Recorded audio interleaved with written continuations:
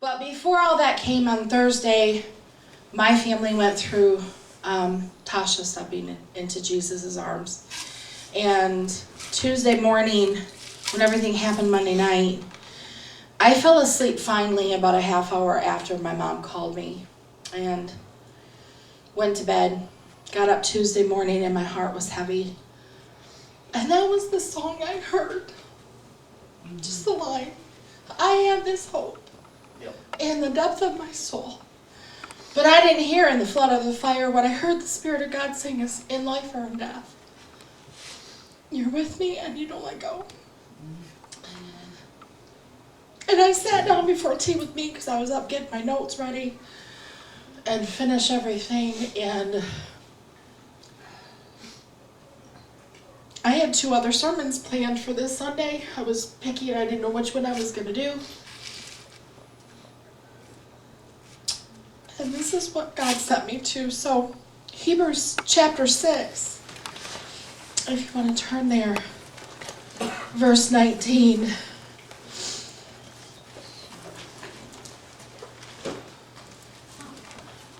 He said, nope, you're going to talk on this. And I went, oh, okay. This hope we have is an anchor of the soul. Both sure and steadfast, which enters the presence behind the veil, where the forerunner has entered for us. Oh, yeah. I don't know, but you can read these words and they just seem blah. But you can read these words in a moment and they're rhema and they jump off the page and slap you in the head. Or they squeeze your heart right when you needed a hug. Right when you needed God to say, I gotcha. That's good. Even Jesus, having become our high priest forever, according to the order of Melchizedek. In the Amplified, same set of scripture says, now we have this hope as a sure and steadfast anchor of the soul. It cannot slip, it cannot break down under whoever steps upon it. It's a hope. Yeah. That reaches farther and enters into the very certainty of the presence within the veil, where Jesus has entered into it for us in advance, a forerunner, having become a high priest forever, after the order of the rank of Melchizedek. It cannot break. It cannot slip. We cannot fall. We can't step off of it or down into it. It's a hope. It's a solid rock. Oh, yeah. It's That's firm. Good. Yeah. There we have this hope. See, hope is a funny thing.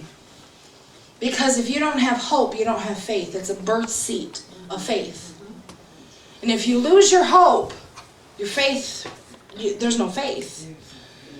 Because faith is the substance of things hoped for, the evidence of things not seen. So hope is always the seed, and faith is the evidence of your hope. Amen.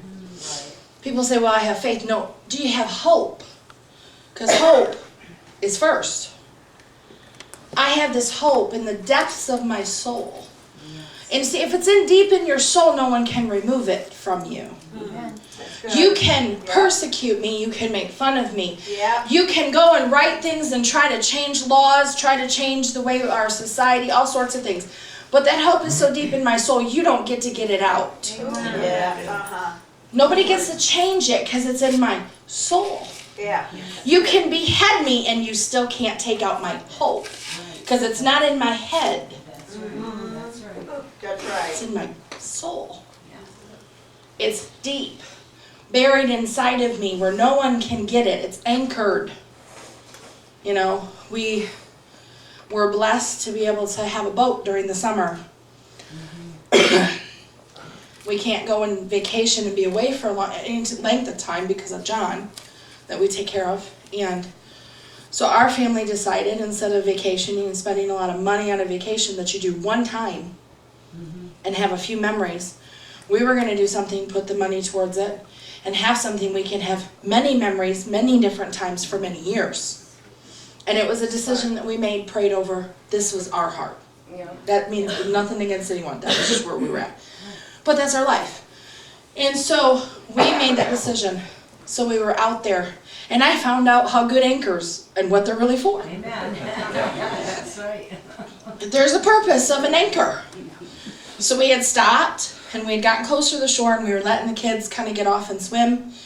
And we decided, since we were going to spend so much time on this, and this was our vacation, my husband got this little tiny grill and like screwed it into the boat so it's there. And everybody's like, oh my gosh, you have a grill. And I'm like, yes, we're just having a blast. So we're out there doing some hot dogs, and the kids were swimming and stuff. But we hadn't anchored it very well.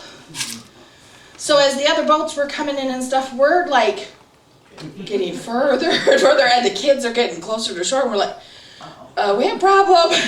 So, you pull up that anchor, we're like, okay, we didn't anchor that well. And that's when I found out your anchor is important. It serves a purpose. There is a purpose for it. And it's not just something to look pretty, but there's a purpose for it. And it also matters where you anchor it to.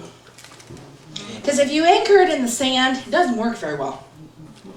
You really want to anchor it where there's a little bit of clay or something that has some, gusto, something that has little guts, Because if you just anchor it in sand, you're going to do what we did and start floating away from everybody.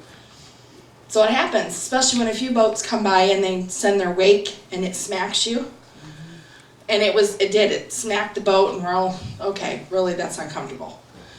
So we found out anchors have a purpose. We found out anchors were so important, we got two. Because if you only get one and anchor the front, the back is still. So we found two was a good thing. So I found out, I think this actually made more sense to me now. I'm like, now that I've actually done this once, this makes more sense. Anchors are important. Because life is going to throw you for curves all the time. It's going to hit you wave after wave sometimes. This week was a wave after wave. It was like, wham. And just as you start to get your footing, it smacks you again, and you're like, seriously, will you knock it off?